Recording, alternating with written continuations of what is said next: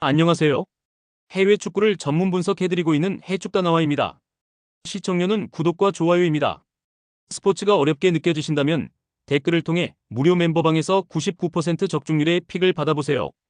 지로나의 솔리스 로메로는 2선에서 압박 회피 후 전방 침투 패스를 찔러주는 능력이 탁월하다. 지로나는 전방 압박을 빠르게 걸고 볼을 탈취하자마자 측면을 활용해 속도를 붙이는 패턴이 정립돼 있다.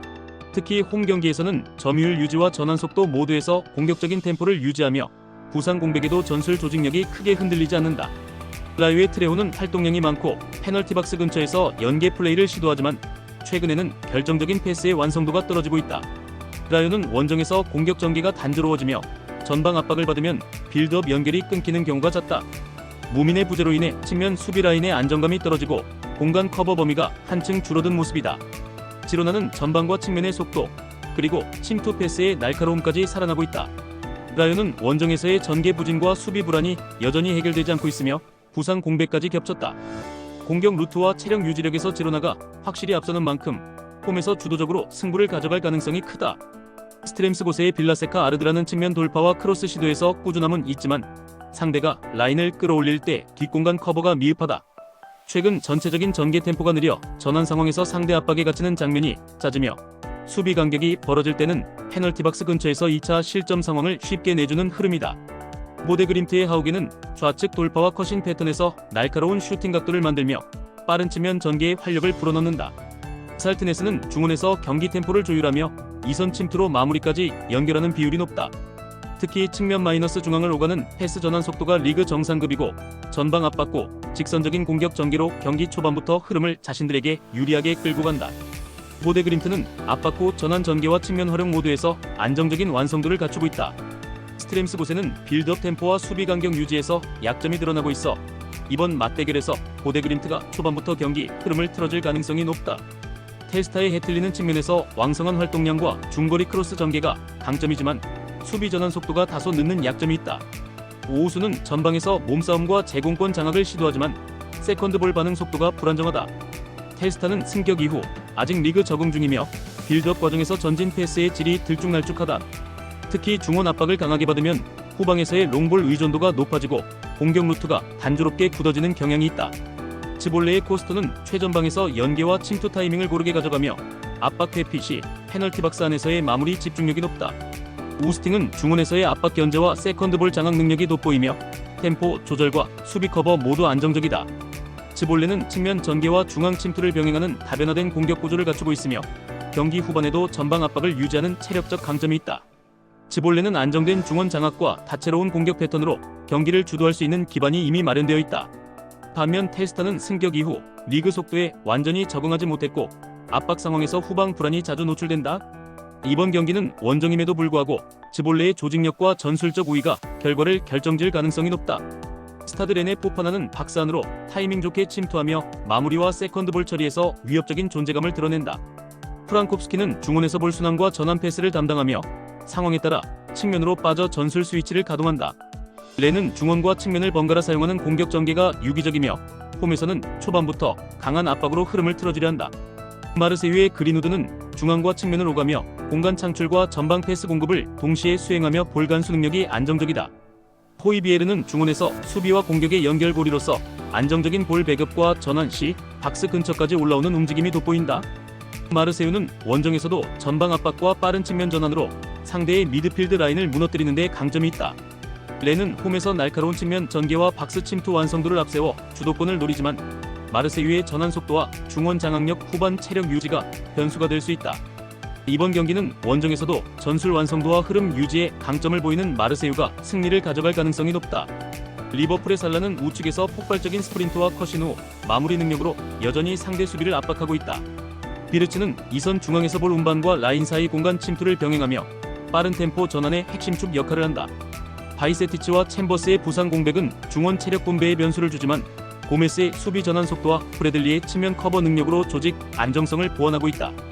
본머스의 아담스는 중원에서 압박 저항과 전진 패스를 시도하나 강한 압박 상황에서 전개 템포가 끊기는 빈도가 높다.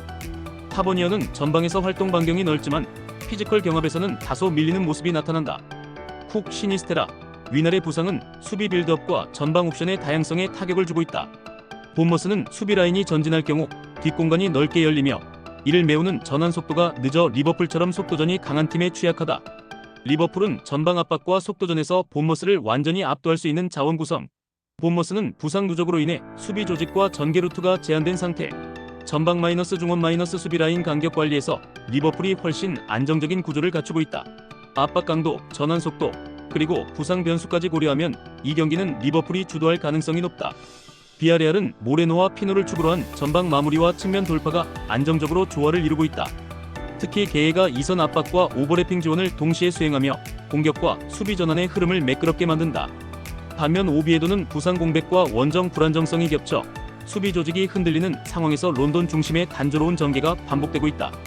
그 결과 중원 압박에 조금만 밀려도 전방 연결이 차단되며 역습 전환 속도마저 둔화되고 있다.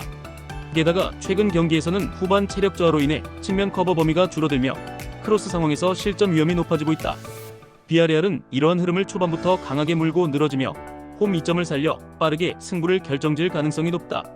비아레알은 전방 핵심 라인이 건재하며 홈에서의 강한 압박과 볼 점유율이 승부를 좌우할 가능성이 크다.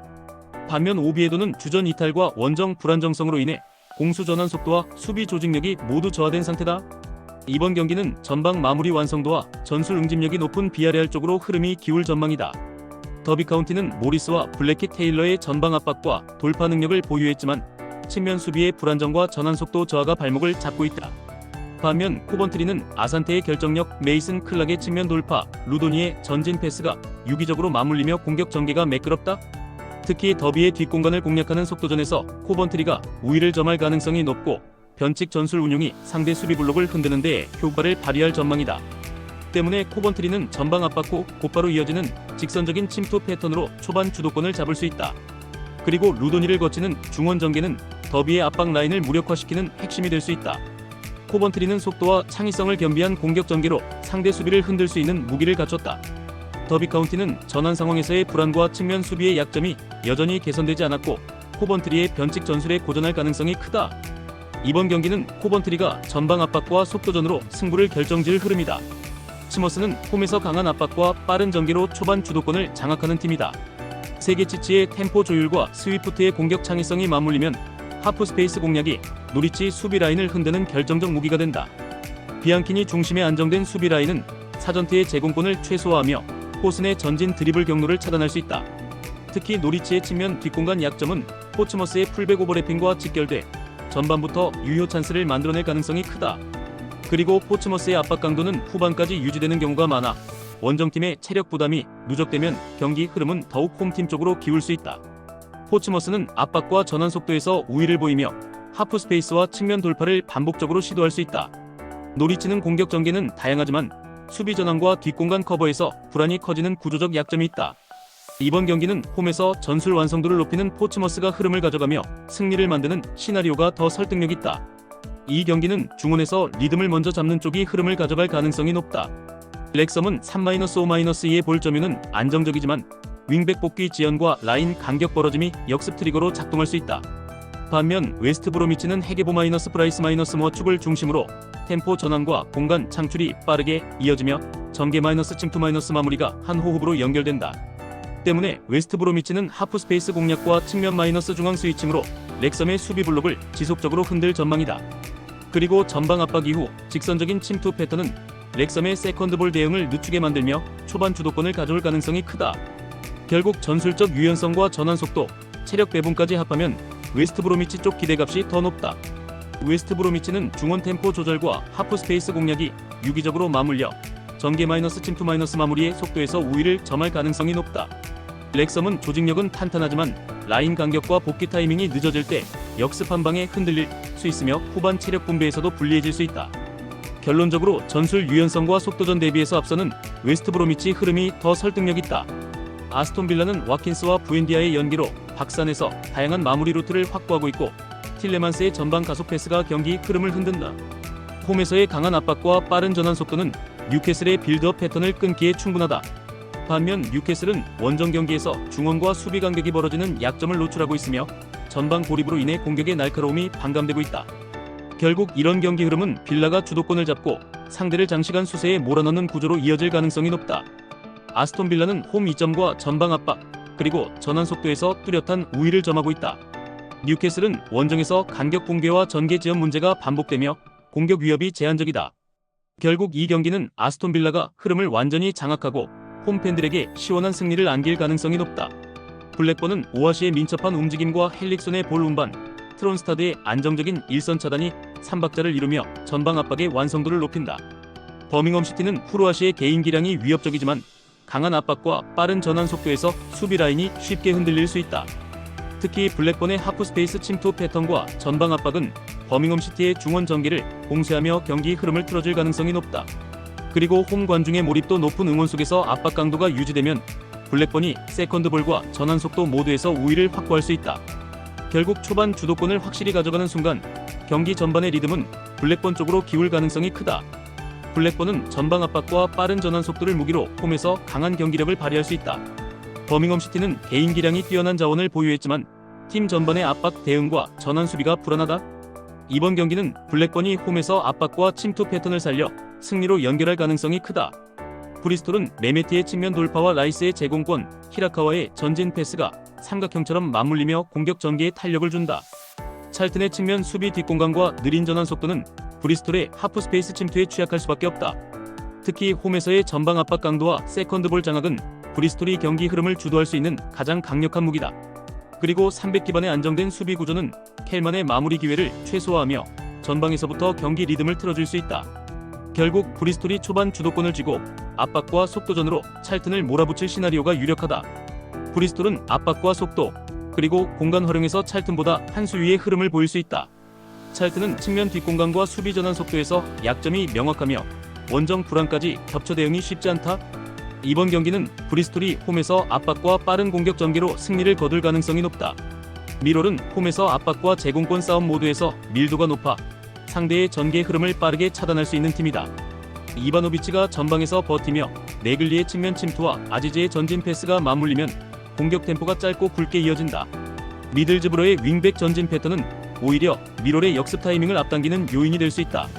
특히 전방 압박 후 곧바로 이어지는 세컨드볼 장악이 미들즈브로의 중원 컨트롤을 무력화할 가능성이 높다.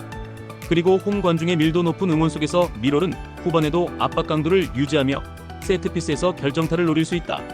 미롤은 압박과 세트피스를 중심으로 한 전술이 홈 경기에서 더욱 빛난다. 미들즈브로는 전방 압박에 취약하고 측면 뒷공간에서 반복적으로 위기를 허용할 수 있다. 이번 경기는 미롤이 강한 압박과 세컨드볼 장악을 통해 흐름을 끝까지 잡아갈 가능성이 높다. 레스터시티는 아이에우와 마비디디를 축으로 한 폭발적인 측면 돌파와 컷인 패턴이 프레스턴의 느린 측면 수비를 강하게 압박할 가능성이 크다. 엘카누스의 전진 패스와 중원 장악력은 프레스턴이 라인을 내리고 버티더라도 균열을 만드는 핵심 요소가 될 수 있다. 반면 프레스턴은 탈압박 이후 전개 속도가 느려 빠른 압박과 전환 속도를 자랑하는 레스터시티 앞에서 빌드업이 자주 끊길 수 있다. 결국 경기 후반부에는 압박 마이너스 전환 마이너스 마무리의 3단 흐름이 완성되며 승부의 방향을 레스터시티 쪽으로 확실히 기울일 것이다. 레스터시티는 폭발적인 측면 자원과 정교한 전진 패스를 기반으로 경기의 주도권을 줄 수 있다. 프레스턴은 수비 블록을 유지하더라도 빠른 전환과 측면 침투에 흔들릴 가능성이 높다. 이번 경기는 레스터시티가 압박과 속도에서 우위를 점하며 원정 승리를 거둘 가능성이 크다. 셰필드 웬즈데이는 배넌의 결장으로 중원 전개에서 질이 떨어질 수밖에 없고 장기 점유보다는 롱볼과 세트피스 의존도가 높아질 가능성이 크다. 스토크시티는 무바마의 속도, 배준호의 창의성, 베이커의 압박과 중거리 슛이 맞물려 다양한 공격 패턴을 구현할 수 있다. 특히 셰필드 웬즈데이의 500이 내려앉는 순간 하프 스페이스를 파고드는 침투가 유효타로 작용할 가능성이 크다. 그리고 전방 압박 이후 빠른 전환 속도로 셰필드의 느린 빌드업을 차단하면 경기 주도권은 자연스럽게 스토크시티 쪽으로 넘어간다. 스토크시티는 속도, 창의성, 압박 강도에서 모두 우위를 점할 수 있는 구조를 갖췄다. 셰필드 웬즈데이는 주전 플레이메이커의 결장과 전술적 제약으로 인해 공격 전개에서 어려움을 겪을 수 있다. 이번 경기는 스토크시티가 전방 압박과 하프스페이스 침투로 경기 흐름을 완전히 장악할 가능성이 높다. 스완지시티는 엄지성을 활용한 측면 돌파와 컬렌의 박스 침투로 공격 루트의 다양성이 살아나고 있다. 프랑코의 후방 전개 안정감은 셰필드 유나이티드의 전방 압박을 무력화시키는 핵심 요소다. 반면 셰필드 유나이티드는 압박 타이밍이 어긋나면 중원과 수비 라인의 간격이 벌어져 실점 위험이 높아진다. 홈에서 흐름을 주도할 수 있는 스완지시티가 전술 체력 심리 모든 면에서 유리한 그림을 그리고 있다. 그럼에도 불구하고 셰필드 유나이티드는 초반 강한 압박으로 흐름을 끊으려 하겠지만 중원 싸움에서 밀릴 가능성이 높다. 스완지 시티는 전방과 측면의 밸런스 있는 공격 루트를 통해 안정된 득점 패턴을 보여주고 있다. 셰필드 유나이티드는 후반부 체력 하락과 간격 붕괴로 수비 조직이 흔들리는 약점이 뚜렷하다. 홈에서의 집중력과 속도감을 바탕으로 스완지 시티가 승리로 연결할 가능성이 충분하다. 와퍼드는 셰룸가르드의 제공권과 둠비아의 중원 장악력을 바탕으로 경기를 주도할 가능성이 크다. 로자의 패스 전개와 세트피스 퀄리티는 QPR의 수비 집중력을 흔드는 중요한 무기가 된다. 반면 QPR은 압박 실패 이후 라인 간격이 벌어지면서 뒷공간을 쉽게 내주는 패턴이 반복되고 있다. 와퍼드는 홈에서 전환 속도를 극대화하며 공격 전개가 날카롭게 이어질 수 있는 환경을 만들고 있다. 그럼에도 불구하고 QPR이 라인을 올려 맞불을 놓을 경우 와퍼드의 직선적인 침투가 더욱 위력을 발휘할 수 있다. 그리고 측면에서 벌어진 공간을 파고드는 윙의 침투 패턴이 결정적인 득점 찬스를 만들어낼 가능성이 높다. 와퍼드는 공격 템포와 전방 압박이 완성도 높게 맞물리며 홈에서 강한 힘을 발휘하고 있다. QPR은 수비 집중력이 떨어지는 후반부에서 실점 확률이 높아 안정적인 승부를 펼치기 어렵다. 이번 경기는 전술 체력 환경 모두에서 우위에 있는 와퍼드가 승리를 가져갈 그림이 유력하다. 브라이튼은 미토마와 민테의 측면 돌파를 통해 풀럼의 느린 전환 속도를 파고들 준비가 되어 있다. 루터의 골 결정력과 연계 능력이 더해져 홈에서의 전방 압박과 점유율 우위가 확실히 살아날 가능성이 높다. 반면 풀럼은 원정에서 중원 장악력이 떨어지고 전방 전개가 단조로워 예측 가능한 패턴이 반복되고 있다. 풀럼의 측면 수비 집중력이 후반으로 갈수록 흔들리면 브라이튼이 경기 흐름을 완전히 틀어줄 가능성이 크다. 브라이튼은 빌드업의 완성도와 측면 공격의 위력이 돋보이며 홈에서는 더욱 안정된 운영이 가능하다. 풀럼은 원정에서 전술적 결속력이 떨어지고 공격 전개 속도에서 한 박자 늦는 모습이 반복되고 있다. 이번 맞대결은 브라이튼이 초반부터 주도권을 잡고 전술 디테일 차이로 승부를 결정지을 가능성이 높다. 웨스트햄은 휠크루그의 버티기와 보웬의 직선 돌파를 바탕으로 전방에서부터 주도권을 빠르게 장악할 수 있다. 파케타의 전진 패스와 이선 침투 타이밍이 맞물리면 선더랜드 수비 라인은 압박과 뒷공간 노출 사이에서 흔들릴 가능성이 크다. 반면 선더랜드는 측면 뒷공간과 빌드업 안정성 모두에서 약점을 드러내고 있어 웨스트햄의 강한 압박과 빠른 전환 속도를 버티기 어려울 전망이다. 특히 전방에서 볼을 잃었을 때의 역습 대응이 느린 만큼 웨스트햄 입장에서는 초반부터 강하게 몰아붙일 이유가 충분하다. 웨스트햄은 휠크루그의 제공권과 보웬의 돌파, 파케타의 창의적인 패스가 살아나며 공격 전개에서 완성도를 높이고 있다. 반면 선더랜드는 압박 회피와 뒷공간 커버 모두에서 불안 요소가 많아 웨스트햄의 빠른 전환 공격에 취약할 가능성이 크다. 초반 주도권을 장악한 웨스트햄이 경기 내내 흐름을 틀어주며 승리를 가져갈 가능성이 높다. 토트넘은 빌드업 시 압박을 견디는 안정감이 떨어지고 측면 수비 라인이 벌어질 때 수비 전환 속도도 느려진다. 반면 벌리는 포스터와 앤서니를 축으로 빠른 전개와 폭넓은 공격 루트를 활용하며 토트넘의 간격 붕괴를 적극 공략할 수 있다. 에크달의 중원 장악력은 토트넘의 점유율 축소와 빌드업 차단에 결정적인 역할을 할 가능성이 높다. 측면 돌파와 박사한 침투 타이밍이 맞물리면 벌리가 토트넘을 상대로 경기 주도권을 빼앗는 장면이 자주 나올 수 있다. 게다가 벌리는 세컨드 볼 회수 후 곧바로 슈팅으로 연결하는 과감한 마무리 패턴을 갖추고 있어 단시간에 흐름을 바꿀 수 있다. 토트넘은 빌드업 안정감과 간격 유지에서 불안이 드러나고 있으며 압박에 걸리면 전개 루트가 단조로워진다. 벌리는 전방 압박 회피 능력과 빠른 전환을 기반으로 상대 약점을 정확히 찌를 수 있는 구조를 갖추고 있다.